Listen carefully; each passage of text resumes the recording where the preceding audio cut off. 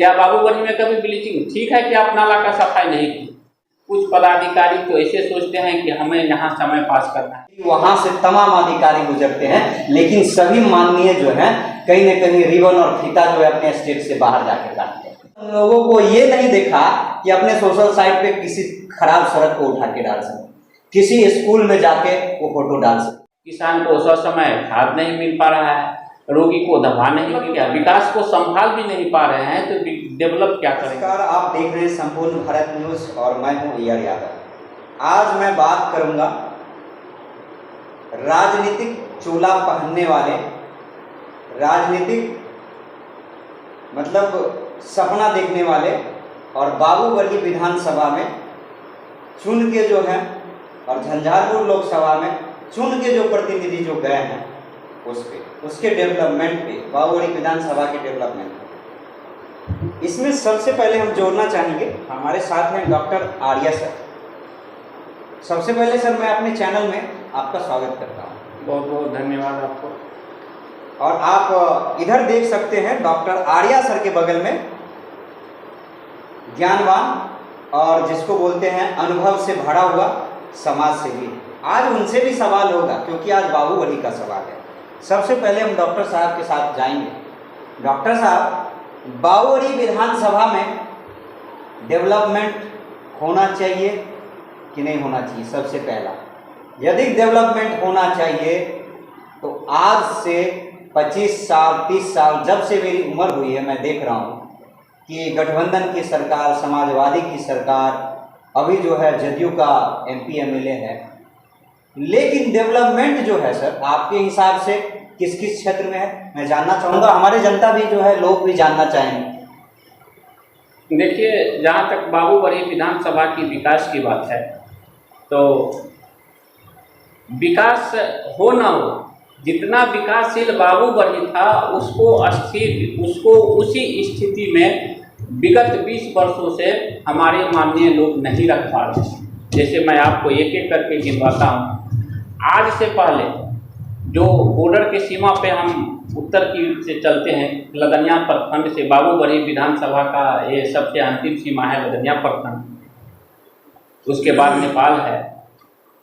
तो जो पशु चिकित्सा का जो स्थिति था लदनिया प्रखंड में, वो स्थिति क्या आज है? आप वहाँ देख लीजिएगा हॉस्पिटल की व्यवस्था की, वेटनरी हॉस्पिटल की क्या व्यवस्था है, डॉक्टर की नियुक्ति कैसे है, कुर्सी टेबल में कितना धूल गर्दा लगा है, बिल्डिंग की स्थिति क्या है, तो उसको भी आप संभाल के नहीं रख पा रहे हैं। जो इस विद्यालय की व्यवस्था थी, आज आप शिक्षा के क्षेत्र में जो बात करेंगे, लदनिया हाई स्कूल में छात्रावास में बच्चे भरे रहते थे, खालिदी हाई स्कूल में बच्चे भरे रहते थे, पद्मा में बच्चे भरे रहते थे, बाबूगढ़ी हाई स्कूल में बच्चे भरे रहते थे। आज बिल्डिंग तो है, वो छात्रावास आज भी है, आपको भी आज मिलेगा, अच्छा रंग रोगन भी मिल जाएगा, लेकिन उसमें छात्र आपको नहीं मिलेंगे।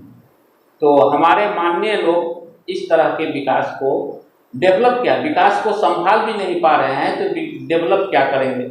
आप हॉस्पिटल की व्यवस्था देखेंगे, आज जहाँ 1 से 2 MBBS डॉक्टर रहता था, प्रभारी और सहायक रहते थे, उस पर जिस तरह की हॉस्पिटल चलती थी, जितना डिलीवरी होता था, जितना OPD देखा जाता था, आज 9 डॉक्टर्स हैं, महिला डॉक्टर्स भी हैं, 3-3 4-4 महिला डॉक्टर्स हैं लदनिया PSC में। आज आप देख लीजिए कि वहाँ की स्थिति क्या है। आज कृषि के क्षेत्र में लीजिए कि यहाँ का सारा खाद बीज कहाँ जाता है? किसी से छुपा हुआ नहीं है। किसान त्रहमाम कर रहे हैं।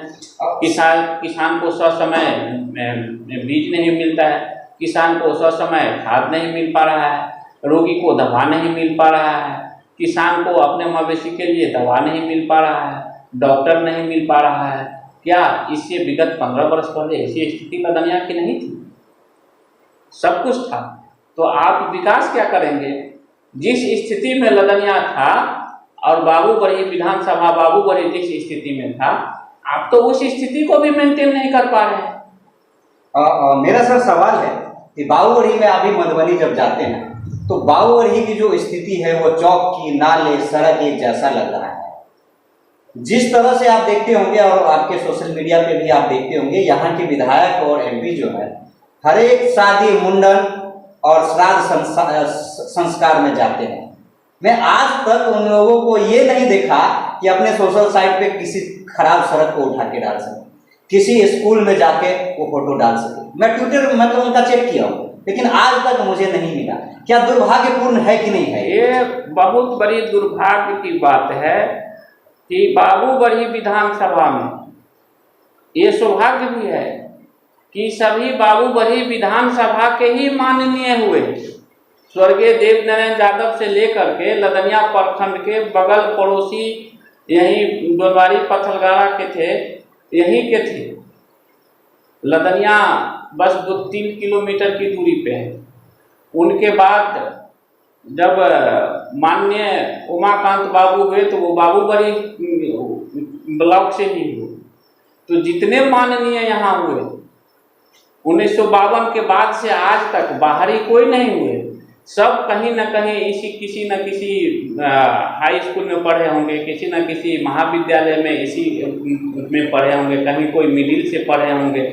तो सबसे दुखद बात ये है कि माननीय लोग जिस विद्यालय से पढ़े हैं, मिडिल पास किए, हाई स्कूल पास किए, कम से कम उस विद्यालय को जो आप देख लेते कि इन्हीं की सर्टिफिकेट हम लगाते हैं और इसी से हम पढ़े हैं, इसी विद्यालय से मेरा भविष्य बना है, इस विद्यालय को भी कम से कम देख लेते। तो ये तो दुर्भाग्य की बात है। आप बाबूगढ़ी की बात किए, पूरे वर्ल्ड में सभी लोग या कि पूरे हिंदुस्तान में, वर्ल्ड में सभी लोग हाइजीन की बात को जान गए इस कोरोना काल में कि हाइजीन क्या होता है, हमें कैसा रहना चाहिए, गंदगी का हमारे जीवन पे कितना प्रभाव पड़ता है, इस बात से अब कोई वंचित नहीं है। लेकिन बाबूगढ़ी की सड़क, मेन बाजार का जो स्थिति है, आप खुद कह रहे हैं, मैं नहीं कह रहा हूँ, आप वाकई में उस तरह की है। क्या बाबूगढ़ी की जो सड़क है वो देखते नहीं है माननीय लोग? बिल्कुल देखते हैं। तो क्या माननीय लोगों को जो है थोड़ा सा शर्म तो आना चाहिए। ये शर्म की बात है, इसलिए हम इस वर्ड को यूज किए हैं कि शर्म इसलिए कि वहाँ से तमाम अधिकारी गुजरते हैं, तमाम लोग गुजरते हैं, लेकिन सभी माननीय जो हैं कहीं न कहीं रिबन और फीता जो है अपने स्टेट से बाहर जाके काटते हैं। देखिए, यह देश और विधानसभा, लोकसभा सभी संविधान से चलता है, सभी रूल और रेगुलेशन से चलता है, और चलाने वाले व्यक्ति जो है उस पर निर्भर करता है कि वह कैसे चलाता है। माननीय लोगों का ही पदाधिकारी पे कोई प्रभाव नहीं पड़ता है। पदाधिकारी तो आते हैं जाते हैं, कुछ पदाधिकारी तो ऐसे सोचते हैं कि हमें यहाँ समय पास करना है, 60 साल का जो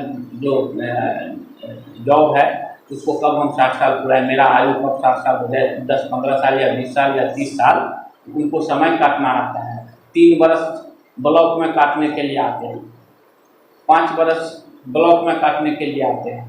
तो उनको तो सिर्फ ये टारगेट रहता है कि हम सस्पेंड डिस्चार्ज नहीं हो, समय काट के चले जाए। लेकिन जो हमारे प्रतिनिधि हैं, जो हम हैं, जिन्हें हम चुन करके भेजते हैं कि हमारी बात को रखेंगे, दबे कुचले शोषित वंचित की बात को रखेंगे, किसान की हित की बात करेंगे, वो व्यक्ति अपने कर्तव्य पे नहीं आ रहे हैं। वो उनका ध्यान ही नहीं है। करोड़ों का करोड़ योजना हाइजीन मेंटेन के लिए जा रहा है। क्या बाबूगढ़ी में कभी ब्लीचिंग? ठीक है कि आप नाला का सफाई नहीं की, लेकिन नाली की सफाई के बाद आपके पास बहुत सारा ऐसा मेथड है जो आप उसको रोक सकते हैं। इस तरह की दुर्गंध नहीं आएगी, इस तरह की गंदगी नहीं आएगी। दूसरी बात है कि आपके लिए पैसा नहीं है, ऐसी बात तो नहीं है, जगह का भी पर्याप्त है कि आप कहीं भी नाला, सीवेज, कहीं भी आप उसको ड्रेनेज कर सकते हैं। सिर्फ सोचने की ये है, उस पर नज़र नहीं जाती है, क्योंकि अपनों से और अपने काम से ही मतलब है। माननीय लोगों को जनता वोट दे, बस उस समय में जाए, व्यक्तिगत संबंध रखना है, व्यक्तिगत काम रखना है।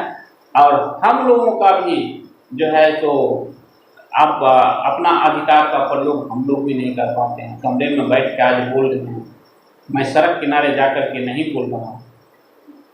हमें सड़क किनारे जाकर बोलना चाहिए, हमें अपना अधिकार लेना चाहिए। नहीं देगा तो हम छीन के लेंगे। तुमको घेर के लेंगे, नहीं सुनेगा कुर्ता पकड़ के हिलाएंगे, कहेंगे सुनो, हमारी बात को आप नहीं सुनोगे। अब ये करना पड़ेगा, अब हमें जागना पड़ेगा और युवा को जगाना पड़ेगा।